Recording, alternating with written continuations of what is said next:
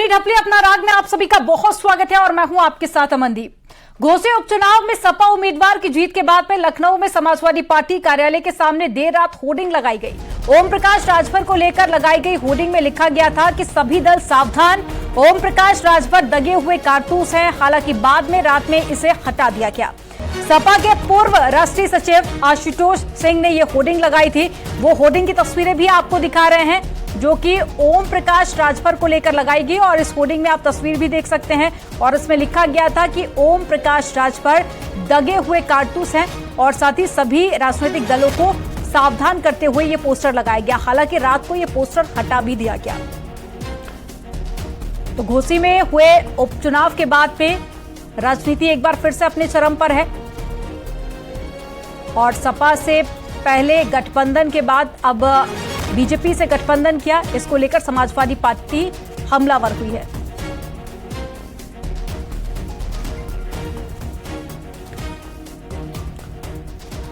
पर्यटन मंत्री जयवीर सिंह 2 दिनों के वाराणसी दौरे पर है। जयवीर सिंह काशी विश्वनाथ मंदिर में दर्शन पूजन करने पहुंचे और घोसी विधानसभा उपचुनाव में दारा सिंह चौहान की हार पर जयवीर सिंह ने कहा कि सपा ने अपनी जीती हुई सीट बरकरार रखी।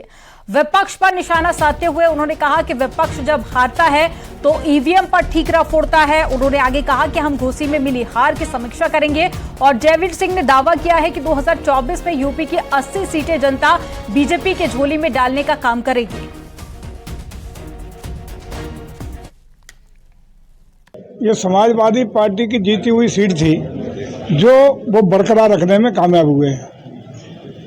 हमारा प्रयास था कि ये चुनाव राज्य और केंद्र की उपलब्धियों सरकारों के परफॉर्मेंस के आधार पर हों, लेकिन स्थानीय स्थितियों परिस्थितियों के आधार पर चुनाव हुआ और निश्चित रूप से सपा अपनी सीट को बचाने में कामयाब हुई।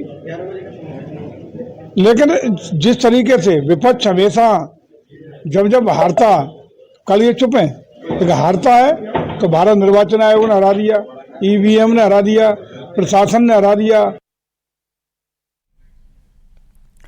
घोसी उपचुनाव में बीजेपी ने सपा से आए दारा सिंह चौहान को अपना प्रत्याशी बनाया था, फिर ओम प्रकाश राजभर को चुनाव प्रचार में उतार दिया, लेकिन दोनों नेता बीजेपी को जीत दिलाने में नाकामयाब साबित हुए। इसका असर यह हुआ है कि घोसी की सीट सपा एक बार फिर से जीत गई है और इस बार बड़े मार्जिन के साथ में। ऐसे में सवाल उठता है कि आखिर दारा सिंह चौहान चुनाव हार कैसे गए। एक रिपोर्ट आपको दिखाते हैं।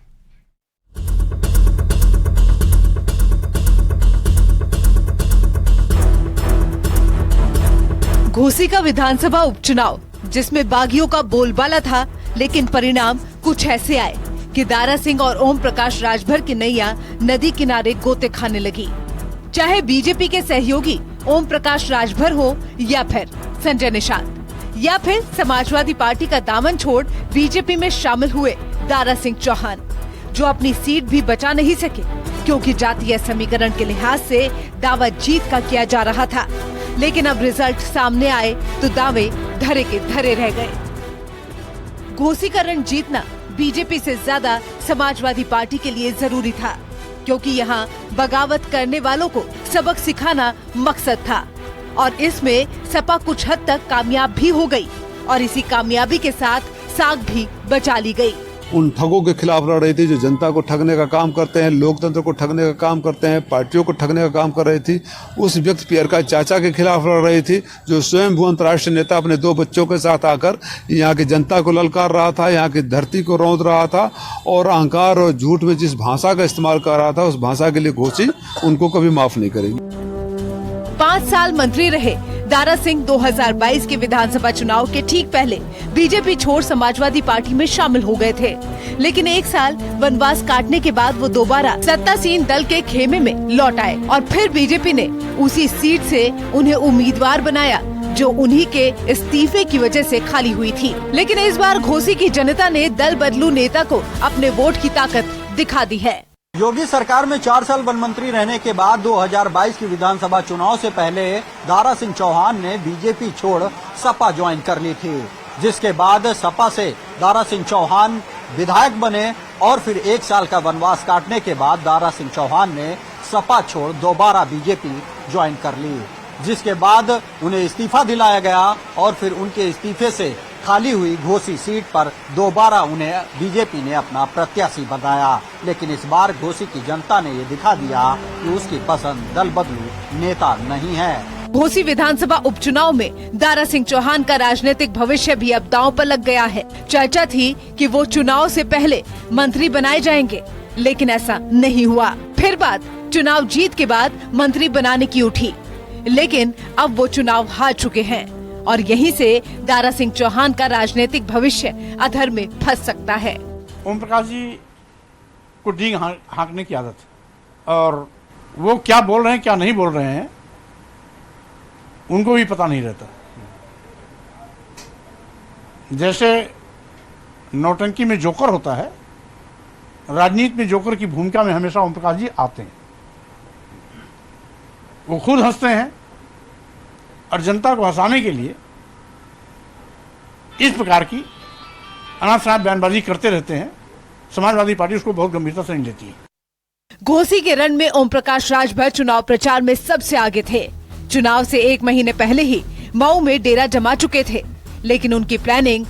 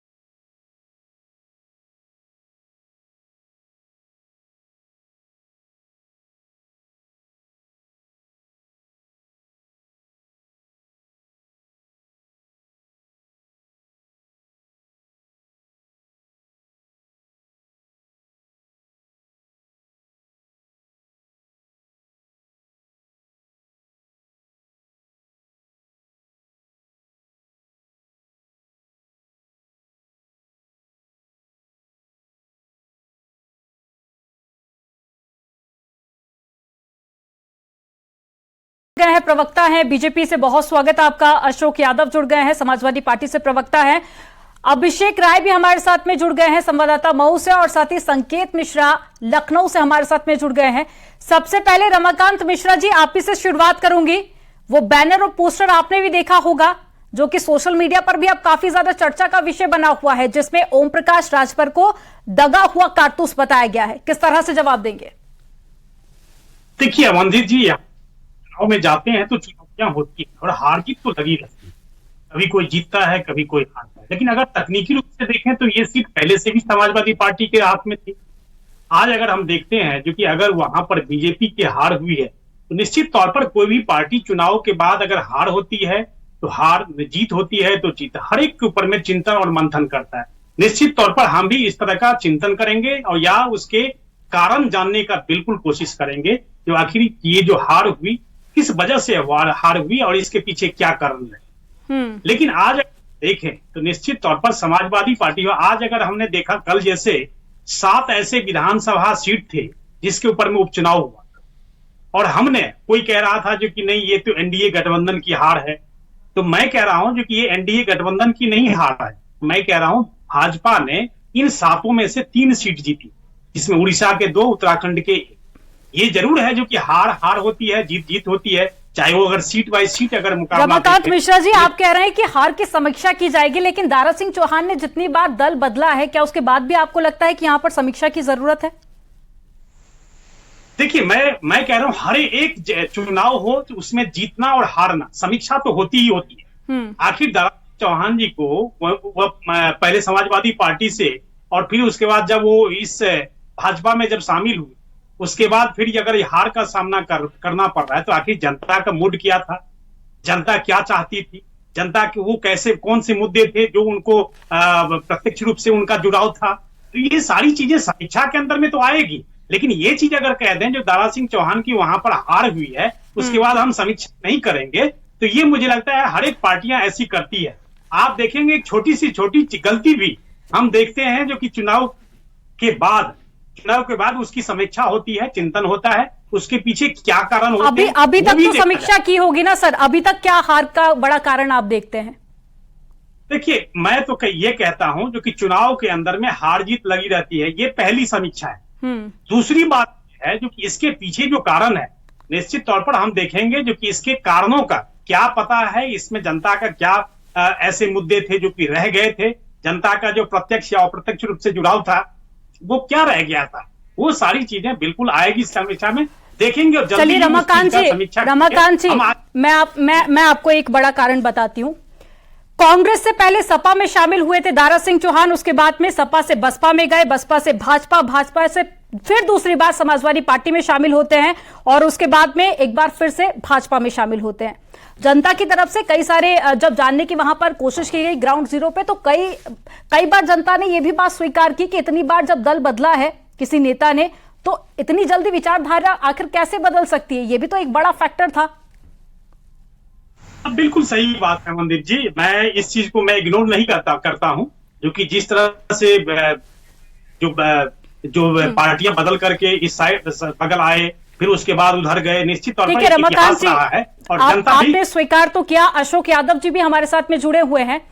अशोक यादव जी, जब ओपी राजभर आपकी पार्टी के साथ में जब उन्होंने गठबंधन किया, दारा सिंह चौहान जब आपकी पार्टी में थे, तब आपको ये बात का एहसास नहीं हुआ कि ये दगे हुए कारतूस है? जब बीजेपी में शामिल हो जाते हैं दारा सिंह चौहान, ओम प्रकाश राजभर एनडीए के साथ में शामिल होते हैं, तो क्या उसके बाद ही आपको यह एहसास हुआ कि ओपी राजभर दगे हुए कारतूस हैं? देखिए मनदीप जी, दगे हुए कारतूस कर रही है, लगा दी समाजवादी पार्टी दूसरी बात देखिए, पॉलिटिकल मूवमेंट चाहे दारा सिंह चौहान जी का हो या ओम प्रकाश राजभर जी का हो, जिस तरह से इनकी पॉलिटिकल आइडियोलॉजी है, हर दल की एक आइडियोलॉजी होती है, लेकिन दारा सिंह चौहान हो चाहे ओम प्रकाश राजभर जी हो, इनकी पॉलिटिकल आइडियोलॉजी यही है कि सत्ता के साथ रहना है। इस हिसाब से वो अपनी राजनीतिक विचारधारा को बदलते रहते हैं। तो जनता ने देखा कि ये इस तरह की चीज जो है, तो दारा सिंह चौहान जी को तो जनता ने 5 साल के लिए भेजा था चुन के, ये 1.5 साल में क्यों आ गए? तो इसका मतलब है कि जनता ने समझ गया कि ये जो सत्ता की मलाई काटने के लिए आए हैं। अच्छा, ओम प्रकाश राजभर जी की बात जहां तक है, आपको पता होगा कि कई राजभर बस्तियों में होर्डिंग बैनर लगाया था और वहां के गांव वालों ने लगाया था। जिस तरह से सरकारी कार्यालयों में लगाया जाता है जो होर्डिंग कि यहाँ पे दलाल प्रवेश वर्जित है, उस तरह का पोस्टर और बैनर कई राजभर बस्तियों में लगाए गए माननीय ओम प्रकाश राजभर जी के लिए और उनके बेटों के लिए। तो ये जनता समझ गई थी, खासतौर से राजभर समाज भी समझ गया था कि ओम प्रकाश राजभर सिर्फ और सिर्फ हमारे वोटों का व्यापार करके कभी भाजपा के साथ, कभी सपा के साथ, कभी कांग्रेस के साथ, कभी बसपा के साथ, इस तरह से जाकर उनके वोटों की सौदागिरी करते हैं। अशोक यादव जी, ओपी राजभर का तो विरोध पहले भी कई बार हुआ है, कई सारे वीडियोस भी हमने सोशल मीडिया पर देखे हैं, कई बार इस तरह के वीडियो वायरल होते हैं। ये एहसास आपको तब क्यों नहीं हुआ जब आपने सुबह सपा के साथ में गठबंधन किया था? सवाल मेरा आपसे ये था। अमनदीप, देखिए, जब वो आए थे ओम प्रकाश राजभर जी और दारा सिंह चौहान जी, तो क्या कहते आए थे? उन्होंने यही कहा कि भारतीय जनता पार्टी में पिछड़ों का बड़ा शोषण होता है, दलितों का बड़ा शोषण होता है। पहले तो छोड़ के चले गए थे ना दारा सिंह चौहान, पहले तो समाजवादी पार्टी का साथ छोड़ा, उसके बाद में कई तरह के आरोप भी लगाए, जब दूसरी बार शामिल होने आए तो फिर क्यों आपने अपनी पार्टी में जगह दी? वही मैं कह रहा था कि वहां पे मंत्री थे वो, और उन्होंने उनको जब 4.5 साल के बाद उनको एहसास हुआ कि भारतीय जनता पार्टी में पिछड़ों दलितों का शोषण हो रहा है, वो शोषण से बचना, जो अपने क्षेत्र के, अपने समाज के लोगों को बचाने के लिए सपा में आए थे। हमारे राष्ट्रीय अध्यक्ष ने कहा ठीक है, आप मजबूती से काम करिए, आपको जो है समाजवादी पार्टी लड़ाएगी। उसके बाद जीतने के बाद उनको ये छटपटाहट होने लगी कि हम तो यहाँ पे आए थे मंत्री बनने, पार्टी को सत्ता नहीं मिली, समाजवादी पार्टी को, तो हम तो बेकार हो गए। फिर वो भाजपा के दरवाजा खटका रहे थे। ठीक है अशोक जी, मैं लौटूंगी आपके पास में। ग्राउंड जीरो पर अभिषेक राय भी हमारे साथ में जुड़े हुए हैं। अभिषेक, दोनों ही पार्टियां अपनी अपनी हार और जीत के अलग अलग तर्क दे रही है। आप ग्राउंड जीरो पर भी रहे, वहां की जनता से भी आपकी बात हुई, आप क्या बड़े फैक्टर देखते हैं हार और जीत के?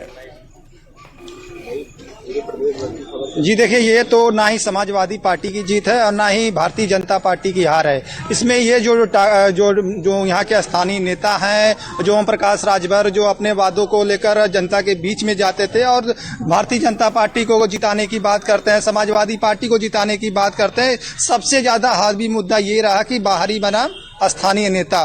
घोसी की जनता में और घोसी के विधानसभा उपचुनाव में यही मुद्दा सबसे ज्यादा हावी रहा कि जो जनता के बीच रहेगा और जो जनता के बात करेगा। लेकिन सबसे बड़ा मुद्दा ये रहा कि 6 सालों में 4 बार यहाँ पे चुनाव हुआ, जो घोसी की जनता लाइनों में लग के नेताओं को जिताती है, विधानसभा पहुंचाती है, लेकिन वहां से कोई विकास नहीं देखता। इसके पहले भी फागू चौहान भी थे, उनको बीजेपी ने राज्यपाल बिहार का बना दिया। उसके पहले भी दारा सिंह चौहान यहीं से थे। और दारा सिंह चौहान यहाँ से मंत्री भी रह चुके हैं, लेकिन इस बार उसका तो ये सबसे बड़ा जो कारण निकलकर सामने आया है वो यही कि दल बदल की राजनीति को जनता ने अस्वीकार किया है। संकेत मिश्रा भी लखनऊ से हमारे साथ में बने हुए हैं। संकेत, लखनऊ में आप किस तरह से सियासी हलचल देख रहे हैं? बिल्कुल, देखिए, भारतीय जनता पार्टी ने इस हार के बाद जो समीक्षा की है, उस समीक्षा की जो रिपोर्ट तैयार हुई है उसमें सीधे तौर पर यही है कि कल जिस तरीके से भारतीय जनता पार्टी के राज्य मुख्यालय में समीक्षा बैठक हुई, महामंत्री संगठन और प्रदेश भाजपा के अध्यक्ष भूपेंद्र चौधरी समेत तमाम जो पार्टी के पदाधिकारी हैं उन्होंने समीक्षा की। उसके बाद आज क्षेत्रीय अध्यक्ष जो उस क्षेत्र के रहे उनको बुलाया पार्टी के प्रदेश अध्यक्ष ने, उनके साथ में चर्चा हुई। तो उसमें जो समीक्षा में जो बिंदु निकल कर आया उसमें सीधे तौर पर यही आया कि दारा सिंह चौहान लगातार दल बदलते रहे कहीं न कहीं, और उसके बाद जब वो विधानसभा चुनाव समाजवादी पार्टी से जीते उसके बाद दारा सिंह चौहान क्षेत्र में सक्रिय नहीं रहे और फिर भारतीय जनता पार्टी उन्होंने ज्वाइन कर लिया। भारतीय जनता पार्टी ज्वाइन करने के बाद बीजेपी का ही अपना जो कार्यकर्ता था वही नहीं स्वीकार पा रहा था। दारा सिंह चौहान दरअसल इतनी बार दल बदल चुके थे, बीजेपी के कार्यकर्ताओं के बीच में भी उतनी ज्यादा स्वीकार्यता नहीं थी और दूसरी तरफ जनता ने भी सीधे तौर पर नकारा। यही वो वजह थी कि भारतीय जनता पार्टी इस बात को भली भांत समझ गई थी कि घोसी की सीट काफी टफ है। यही वजह थी कि भारतीय जनता पार्टी के प्रदेश के अध्यक्ष 10 दिन घोसी में जमे रहे, 10 दिन वहां पर जुटे रहे। इसके अलावा डिप्टी सीएम लगातार वहां पर जुटे रहे, आधा दर्जन से ज्यादा मंत्री जुटे रहे। भारतीय जनता पार्टी इस बात को भली भांत जानती थी कि यहाँ पर चुनाव प्रचार तो काफी जोरों पर था, लेकिन बीजेपी को उतना फायदा होता हुआ दिखाई नहीं दिया क्योंकि काफी ज्यादा मार्जिन से यहाँ पर समाजवादी पार्टी ने जीत दर्ज की है। रमाकांत जी, एक फाइनल कॉमेंट में आपसे चाहूंगी क्योंकि 2024 से पहले ये एक तरह से लिटमस टेस्ट साबित होना था बीजेपी के लिए, लेकिन बीजेपी ये सीट हार गई है। आगे किस तरह से आप देखते हैं 2024 को, और दोनों नेताओं को लेकर जिस तरह से सियासत जारी है, तो क्या बड़ी भूमिका 2024 में रहने वाली है दारा सिंह चौहान और ओपी राजभर की? देखिए, इसमें अमनदीप एक चीज मैं जरूर कहूंगा, 2024 का जो चुनाव है आप देखेंगे, ओवरऑल अगर चुनाव देखेंगे, निश्चित बात है हम लोगों का सेंट्रलाइज्ड है घोसी चुनाव, आपने कहा जिस तरह से, वैसे अगर ओवरऑल अगर परफॉर्मेंस देखें तो बीजेपी की परफॉर्मेंस और उनसे बेहतर रही है। सातों चुनाव अगर हम देखेंगे उसमें 3 बीजेपी की जीत हुई है। तो अगर ओवरऑल अगर देखते हैं तो फिर तो कहीं कोई दिक्कत नहीं आ रही, लेकिन अगर पर्टिकुलर एक सीट के लिए अगर देखते हैं तो निश्चित तौर पर मंथन करने की आवश्यकता है। और ऐसे में जिस तरह से आपने कहा जो कि क्या उनका रोल रहेगा, तो ये आगे आने वाला जो संगठन है निश्चित तौर पर वो बताएगा जो कि किस तरह से उनका रोल रहेगा, किस तरह से उनकी भूमिका रहेगी पार्टी के अंदर या और जगह। ठीक है, ये हमें देखना। अशोक यादव जी, आपका एक फाइनल कॉमेंट। मैसेज है, घोसी की जनता ने बहुत बड़ा मैसेज दिया है कि एक तरफ इंडिया गठबंधन को उसने 7 में से पूरे अगर 6 राज्यों में जो 7 उपचुनाव हुए हैं, ये घोसी के साथ साथ 7 राज्यों में जो उपचुनाव, 7 सीटों पे जो उपचुनाव हुए हैं उसमें स्पष्ट रूप से जनता ने मैसेज देने का काम किया कि इंडिया गठबंधन को उसने 4 सीटें दी है और इंडिया गठबंधन को उसने 3 सीटें दी है। तो इसे स्पष्ट होता है कि इंडिया गठबंधन की बढ़त का एक छोटी सी, लेकिन समाजवादी पार्टी की तरफ से जो मुद्दे गिनाए गए थे उन मुद्दों पर जनता ने वोट नहीं दिया है। यह भी बात आपको समझनी पड़ेगी क्योंकि दल बदल की राजनीति को जनता ने अस्वीकार किया है, ना कि समाजवादी पार्टी की तरफ से जो मुद्दे उठाए गए थे उस पर वोट डाले गए हैं। आप सभी मेहमानों का हमारे साथ में जुड़ने के लिए बहुत शुक्रिया। तो घोसी को लेकर सियासी उठापटक अब लगातार जारी है, बैनर और पोस्टर भी लगाए गए जिसको लेकर अब आरोप प्रत्यारोप का दौर शुरू हो गया है। लेकिन अगर यहाँ के चुनावी आंकड़े को देखा जाए तो यहाँ पर ज्यादा मार्जिन से समाजवादी पार्टी को जीत मिली है। यहाँ